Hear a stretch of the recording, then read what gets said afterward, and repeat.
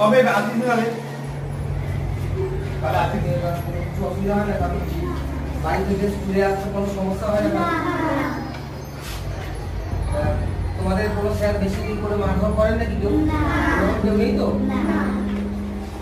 প্রত্যেকে তোমার ড্রেস পেয়ে গেছো? বই বই বই খাতা সব কিছু? কারো কোনো সমস্যা হলে কি করো তোমরা?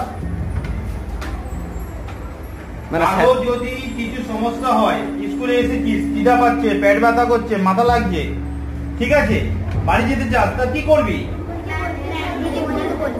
কোথায় গিয়ে বলতে হবে?